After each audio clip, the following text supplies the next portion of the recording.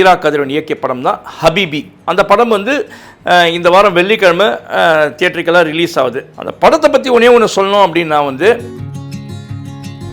ஒரு காதலை பற்றி அந்த வாழ்வியலும் சொல்லியிருக்காங்க. அதாவது வந்து அந்த முக்கியமான கதாபாத்திரம் எடுத்து ஒரு அப்பா கதாபாத்திரத்தில் வந்து இயக்குனர் கஸ்தூரி ராஜா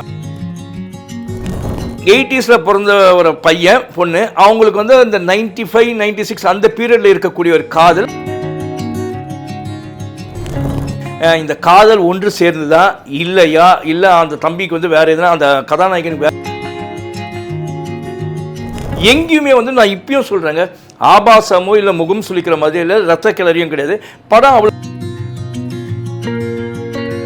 ஒரு காதல் கதையை பார்க்கணும். ஒரு 80s 90sல இருந்த ஒரு லவ் ஸ்டோரி எப்படி இருக்கும். நான் எனக்கு குத்து பாட்டு இருக்கணும், எனக்கு வந்து வெட்டு குத்து சண்டை இருக்கணும், எனக்கு இதில் வந்து மார்ஷியல் ஆர்ட் சண்டை இருக்குதா, இல்லைப்ப நான் ஃப்ரெஷ்ஷான ஒரு படம் பார்க்கணும், இந்த மாதிரி இருக்கணும் அப்படின்னா நீங்கள் நம்பி இந்த படத்துக்கு இன்னும் ஒரு ப்ளஸ் என்ன அப்படின்னு பார்த்தீங்கன்னா, படத்துடைய இசை சாம் சிஎஸ் தான் இசை அமைச்சிருக்காரு. மீரா கவிதை அங்கங்கே நெரேட் பண்ணுறாரு கதையை. அந்த கதை நடக்கும்போது அந்த இடத்துலலாம் வந்து ஒவ்வொரு இடத்துலையுமே வந்து இந்த பிஜிஎம்ல வந்து சாம் சிஎஸ் வந்து ஒட்டுமொத்தத்தில் இந்த படம் எப்படி இருக்கு அப்படின்னு பார்த்தீங்கன்னா, படம் வந்து அவ்வளோ எல்லாத்தையும் மறந்துங்க. நீங்கள் வந்து போய் பார்க்கும்போது ஒரு லவ் ஸ்டோரி பார்க்கணும் அப்படின்னு போய் பார்த்தீங்கன்னா இந்த படம் கண்டிப்பாக பிடிக்கும். படத்தை பார்க்கக்கூடிய பார்வையாளர்களை திருப்திப்படுத்தும்படியான ஒரு படத்தை ஒட்டுமொத்தத்தில் இந்த படம் பார்க்கலாமா எல்லாருமே இந்த படத்திற்கு நாம் கொடுக்கக்கூடிய மதிப்பீடு என்ன அப்படின்னு பார்த்தீங்கன்னா, சினிமா சேட்டை நேயர்களுக்கு வணக்கம். இன்னைக்கு நான் விமர்சிக்க போற படத்துடைய பேர் ஹபீபி. சுமார் 12-13 ஆண்டு காலத்துக்கு முன்பு ஒரு படம் வந்துச்சு. அந்த படத்தோட பேர் அவள் பேர் தமிழரசி. அதை இயக்கியது மீரா கதிரவன் அப்படின்றவர் தான். அந்த படம் வந்து இட் வாஸ் கிரிட்டிக்கலி அக்ளைம்டுன்னு சொல்லலாம். அதாவது விமர்சக ரீதியாக வந்து படம் வந்து அவ்வளோ பாராட்டு பெற்றுச்சு. தியேட்டரிக்கலாக பெருசாக போச்சா கமர்ஷியலான்றதை விட விமர்சக ரீதியாக வந்து உண்மையிலே பாராட்டுப்பட்ட ஒரு படம் தான் அந்த அவள் பேர் தமிழரசி. அது வந்து ஜெய் நடிச்சிருந்தார். அதுக்கப்புறம் ஒரு பெரிய இடைவேளைக்கு அப்புறம் அதே இயக்குனர் விழித்திரு அப்படின்னு ஒரு படத்தை பண்ணார். அந்த படமும் கிரிட்டிக்கலி அக்ளைம்டாக இருந்துச்சு.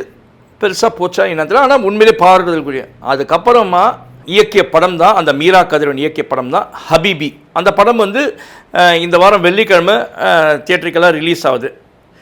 அந்த படத்தை பற்றி ஒன்று சொல்லணும் அப்படின்னா வந்து, இது வரைக்கும் எனக்கு தெரிஞ்சு தமிழ் சினிமாவில் வந்து ஒரு இஸ்லாமிய மதத்தில் அங்கே இஸ்லாமிய சமூகத்துக்குள்ளே நடக்கக்கூடிய ஒரு காதல், வேறு எந்த சாதியை பற்றியும் இழுக்காமல், வேறு எந்த மதத்தை பற்றியும் காட்டாமல், வெறும் இஸ்லாமியர்களுக்குள்ளேயே அவங்களோட வாழ்வியல், அதாவது தறி நெய்கிறவங்க இருக்காங்களே அந்த தறி நெய்கிறவங்களோட வாழ்வியல், அந்த வாழ்வியலில் வந்து ஒரு காதல், அந்த காதல் எப்படி இருக்குது என்னன்றதை பற்றி காமிச்சிருக்காங்க.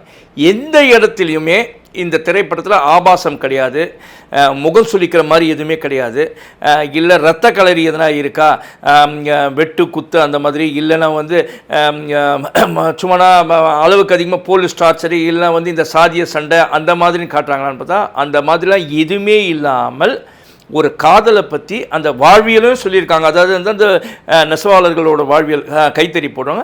அதுக்கப்புறம் அப்படியே வந்து அங்கே அந்த இல்லத்தில் நடக்கக்கூடிய ஒரு காதலை பற்றி சொல்லியிருக்காங்க.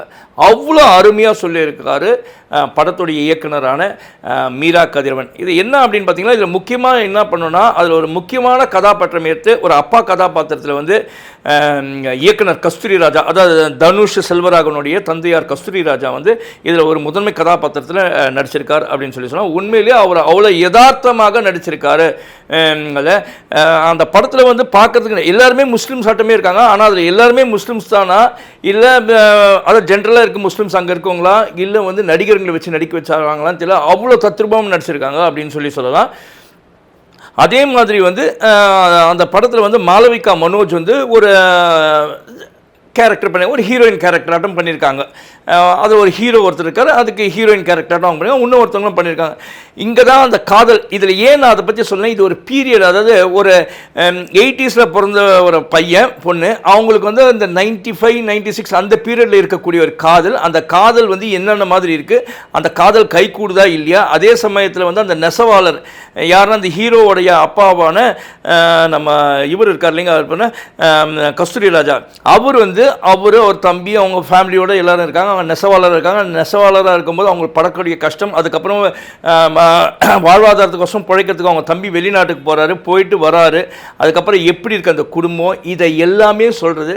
ஒரு கட்டத்தில் வந்து அந்த காதல்னால அந்த பையன் எப்படி பாதிக்கப்படுறாப்புல, அந்த பையன் வந்து அந்த பெண்ணுக்கோசரம் என்ன செய்கிறாரு, அந்த பெண் அந்த பையனுக்கு என்ன செய்யுது, அப்புறம் அவங்களோட வாழ்க்கை எப்படி இருக்குது, இந்த காதல் ஒன்று சேர்ந்துதா இல்லையா, இல்லை அந்த தம்பிக்கு வந்து வேறு எதுனா அந்த கதாநாயகனுக்கு வேறு எதனா கல்யாணம் ஆகுதா, இல்லை அந்த கதாநாயகியை சொன்ன அந்த மாலவிகா அவங்களுக்கு வேறு எதனா கல்யாணம் நடக்குதா, இல்லை ரெண்டு பேருமே ஒன்றா இருக்கிறாங்களா, ஏது என்ன அப்படின்றது இது வரைக்கும் சொல்ல முடியாத வகையில். ஏன்னா எப்பயுமே ஒரு இயக்குனர் வந்து வேறு ஒரு மாற்றம், அதுவும் எஸ்பெஷலி முஸ்லிம்ஸை பற்றி எடுக்கணும்னா கொஞ்சம் தவறாக எடுக்கணும், சித்தரிக்கணும், எதனா பிரச்சனைகள் வருமேன்னு பார்ப்பாங்க. இதில் எங்கேயுமே பிரச்சனை வரக்கூடியதாக இல்லாமல் அவ்வளோ இருக்க சரி. ஏன்னா அந்த படத்துடைய இயக்குனரான மீரா கதிரன் ஒரு இஸ்லாமிய மதத்தை சேர்ந்தவர்னால அவர் கரெக்டாக எது என்ன பண்ணணும் அப்படின்றத தெளிவாக தெரிஞ்சு பண்ணியிருக்காரு. எங்கேயுமே வந்து நான் இப்பயும் சொல்கிறேங்க, ஆபாசமோ இல்லை முகம் சுளிக்கிற மாதிரி இல்லை, ரத்த கிளறியும் கிடையாது. படம் அவ்வளோ நேர்த்தியாக செஞ்சுருக்காங்க. இதை வந்து இந்த படத்தை வந்து ரசிகராக நீங்கள் போனோம் அப்படின்னா யாராக இருக்கும், அச்சா ஒரு காதல் கதையை பார்க்கணும், ஒரு 80s 90s இருந்த ஒரு லவ் ஸ்டோரி எப்படி இருக்கும் என்ன, அந்த மாதிரி ஒரு லவ் இதை எப்போ நான் எனக்கு குத்து பாட்டு இருக்கணும், எனக்கு வந்து வெட்டு குத்து சண்டை இருக்கணும், எனக்கு இதில் வந்து மார்ஷியல் ஆர்ட்ஸ் சண்டை இருக்குதா, இல்லை இதில் காமெடி இருக்கா அப்படின்னு அந்த மாதிரி ஒரு டேஸ்ட்டோட போகிறவங்களுக்கு இந்த படம் பிடிக்காது. அந்த எதிர்பார்ப்போட போகாதீங்க. நீங்கள் அந்த மாதிரி படம் பார்க்குறாங்கன்னா, இல்லைப்பா நான் ஃப்ரெஷ்ஷான ஒரு படம் பார்க்கணும், இந்த மாதிரி இருக்கணும் அப்படின்னா நீங்கள் நம்பி இந்த படத்துக்கு போகலாம். இந்த படத்துக்கு இன்னும் ஒரு ப்ளஸ் என்ன அப்படின்னு பார்த்தீங்கன்னா, படத்துடைய இசை சாம் சிஎஸ் தான் இசை அமைச்சிருக்காரு. உண்மையிலேயே இந்த படத்துக்கு இசை வந்து ஒரு பேக் போனாகவே இருந்திருக்கு. அவ்வளோ அழகாக மென்மையாக கொடுத்துருக்கா சாம் சிஎஸ். ரொம்ப அந்த வாழ்வியலுக்கு ஏற்ற மாதிரி இருக்குது, அது ட்ராவல் பண்ணுது. அதான் அந்த கதையை சொல்கிற விதத்தில் மீரா கவிதை அங்கங்கே நெரேட் பண்ணுறார் கதையை. அந்த கதை நடக்கும்போது அந்த இடத்துலலாம் வந்து ஒவ்வொரு இடத்துலையுமே வந்து இந்த பிஜிஎம்மில் வந்து சாம் சிஎஸ் வந்து அதுக்கு வந்து ஒரு உயிர் கொடுத்துருக்கார் அப்படின்னு சொல்லலாம். இது கூட முக்கியமாக ஒன்று சொல்லணும் அப்படின்னு பார்த்தீங்கன்னா, மகேஷ் முத்துசாமி அவர் தான் இந்த படத்துடைய சினிமாட்டோகிராஃபர். அவருடைய ஒர்க்கு பார்த்தீங்கன்னா அதுவும் அற்புதமாக இருக்குது.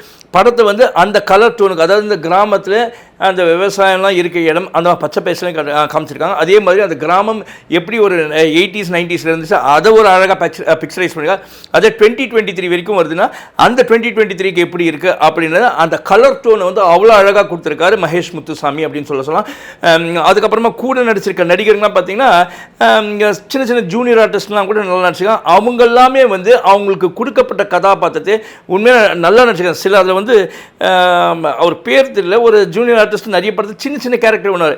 இதில் வந்து ஒரு முக்கியமான கேரக்டர் வந்து ஒரு அந்த குடும்பத்தில் ஒருத்தர் யாருன்னா நம்ம கஸ்தூரி ராஜா அந்த ஃபேமிலிக்கு நெருக்கமானவராக ஒருத்தர், ஒரு இஸ்லாமிய சமூகத்தை சார்ந்தவராக நடிச்சிருக்காரு.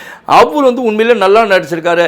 அவர் வந்து சின்ன சின்ன கேரக்டர் பார்ப்பேன், ஓ சரி இந்த நடிகர் இந்த அளவுக்கு நடிக்கிறாரா அப்படின்னா உண்மையிலே அவருடைய நடிப்புத்திறனை வந்து வெளிப்படுத்தியிருக்காரு, நம்ம வெளிக்கொண்டாந்துருக்காரு படத்துடைய இயக்குனரான மீரா கதிரன் சொல்லலாம். ஒட்டுமொத்தத்தில் இந்த படம் எப்படி இருக்குது அப்படின்னு பார்த்தீங்கன்னா, படம் வந்து அவ்வளோ அருமையாக இருக்குது. எல்லாருமே நான் என்ன சொல்கிறேன்னா, இந்த படத்தை எல்லாத்தையும் மறந்துங்க. நீங்கள் வந்து போய் பார்க்கும்போது ஒரு லவ் ஸ்டோரி பார்க்கணும் அப்படின்னு போய் பார்த்தீங்கன்னா இந்த படம் கண்டிப்பாக பிடிக்கும் அப்படின்னு சொல்லலாம்.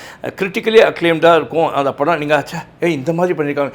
ஏன்னா ஒரு ஃபுல் அண்ட் ஃபுல் ஒரு முஸ்லீம் ஃபேமிலி, அந்த முஸ்லீம் ஊர், இஸ்லாமியர்கள் இருக்கக்கூடிய இடம், அங்கே ஒரு காதல், அங்கே வந்து வாழ்வியலை சொல்கிற மாதிரி இதெல்லாம் படம் வந்திருக்கு ஒரு படம். அது கூட வந்து கொஞ்சம் அதுலேயும் வந்து ஜெய்தான் திருமணம் என்னும் நிக்கா அப்படின்ற ஒரு படத்தில் வந்து நடிச்சிருவாங்க. அதில் கூட பார்த்தீங்கன்னா ஒரு ஐயங்கார் ஃபேமிலி வர மாதிரி காமிச்சாங்க. இங்கே எங்கேயுமே அந்த மாதிரி எதுவுமே காட்டாமல் எல்லாமே வந்து அந்த இஸ்லாமியர் சமூகத்துக்குள்ளேயே நடக்கிற மாதிரி ஒரு இது பண்ணியிருக்காங்க. ஒன்று என்னன்னா, அந்த கல்யாணம் நடக்கும்போது அந்த சீன்ஸ் எல்லாமே வந்து அந்த ஆர்ட் டைரக்டரையும் உண்மையில் பாராட்டணும். அவ்வளோ தத்ரூபமாக பண்ணியிருக்காங்க. எங்கேயுமே வந்து ஆர்டிஃபிஷியலாக காமிச்சிருக்காங்களா அப்படின்னு பார்த்தீங்கன்னா ஆர்டிஃபிஷியலாக எங்கேயுமே காட்டல. எல்லாமே ஒரு ரியலிஸ்டிக்காக நேச்சுரலாக எப்படி இருக்குமோ அந்த மாதிரி ஒரு முஸ்லீம் ஃபேமிலியில் அந்த மாதிரி எல்லாமே. இங்கே சொல்லப்போனால் நம்ம இவர் இருக்கார் கஸ்தூரி ராஜா, அவர் வந்து நமாஸ் பண்ணுற சீன்லாம் பார்த்தா உண்மையிலே அவரோட ட்ரெஸ்ஸிங் சென்ஸு ஃபஸ்ட்டில் எனக்கு வந்து டவுட்டாக போயிடுச்சு. அவரோட ஹேர் ஸ்டைல்லாம் பார்த்தா யாரோ ஒருத்தராட்டம் அந்த எங்கேயோ பார்த்த முகமாட்டமே இருக்குது அப்படின்ற அளவுக்கு அந்த கஸ்தூரி ராஜா வந்து அவ்வளோ அழகாக வந்து அந்த ஒப்பனை கலைஞர் வந்து அவ்வளோ அழகாக அவரை பண்ணி காமிச்சிருக்காருன்னா எல்லா டெக்னீஷியன்ஸுமே இந்த படத்துக்கு வந்து நேர்த்தியாக வேலை செஞ்சுருக்காங்க. உண்மையிலே சொல்லணும், இந்த படத்தோட இயக்குனராக மீரா கதிரவன் வந்து இருக்கிற அந்த கதையை நல்ல ஸ்க்ரீன் பிளே எழுதி அதுக்கு தேவையான டெக்னீஷியன்ஸ் உண்மையிலேயே உள்ளே வந்து கொண்டு வந்து அவங்கக்கிட்ட ஒரு நேர்த்தியான வேலையை வாங்கி வந்து பார்க்கக்கூடிய ரசிகர்கள், படத்தை பார்க்கக்கூடிய பார்வையாளர்களை திருப்திப்படுத்தும்படியான ஒரு படத்தை கொடுத்துருக்காரு இந்த மீரா கதிரவன் அப்படின்னு சொல்லலாம். ஒட்டுமொத்தத்தில் இந்த படம் பார்க்கலாமா எல்லாருமே பார்க்கக்கூடிய ஒரு படமாக தான் இருக்குது இந்த ஹபீபி. இந்த படத்திற்கு நாம் கொடுக்கக்கூடிய மதிப்பீடு என்ன அப்படின்னு பார்த்தீங்கன்னா 5க்கு 4, தட் இஸ் 4 out of 5 அப்படின்னு சொல்லிட்டு. இந்த வீடியோ விமர்சனம் உங்களுக்கு பிடிச்சிருந்தா இந்த எங்கள் சேனலை லைக் பண்ணுங்கள், ஷேர் பண்ணுங்கள், சப்ஸ்கிரைப் பண்ணுங்கன்னு ஒரு வேண்டுகோளை வச்சுட்டு உங்களிடமிருந்து விடைபெறுவது உங்களுடைய ஒற்றுந்துறை. நன்றி, வணக்கம்.